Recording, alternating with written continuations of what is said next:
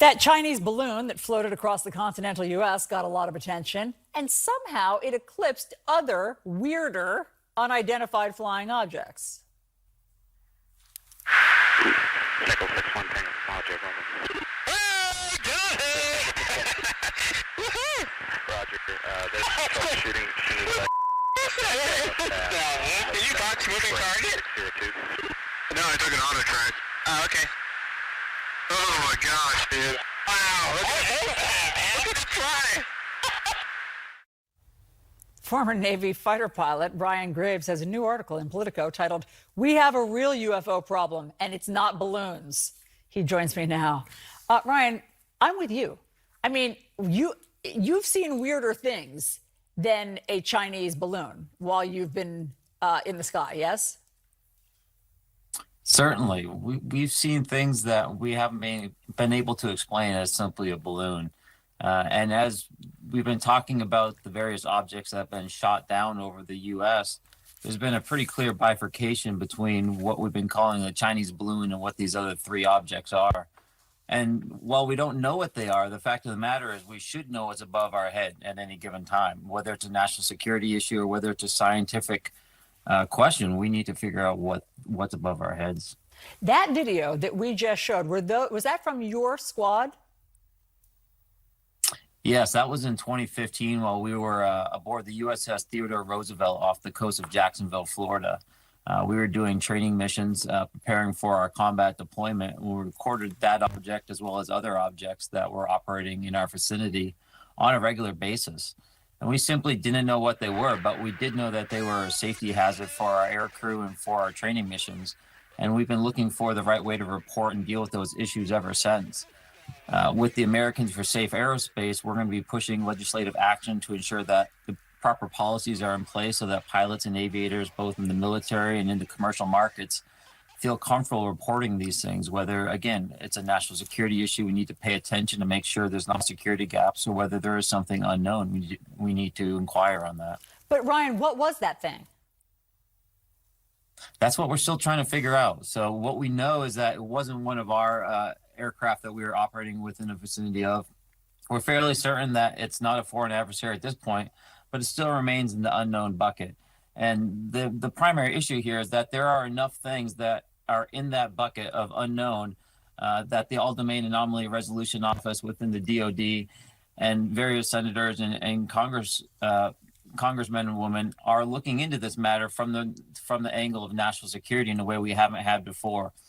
With the recent shootdowns, we can see just how serious of an issue it is. Even if they are just balloons can still be a national security issue when they're overhead our national security facilities and airspace. But these things that you've seen, and in fact, I should let everybody know, you saw them a lot. This wasn't just a one-off once in 2015. You saw UFOs often. And these things, correct me if I'm wrong, they do things. They have sort of technology that you all couldn't identify. It's not that we were just seeing them out there and somewhat identifying something in the distance.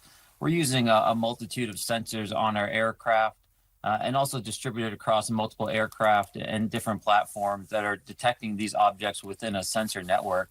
And so when we then correlate those radar tracks with our infrared camera systems and eventually move in closer to detect them with our eyeballs, we have high confidence in those track files and what we're experiencing. And what we're experiencing are things that we're really not sure what they are at the end of the day.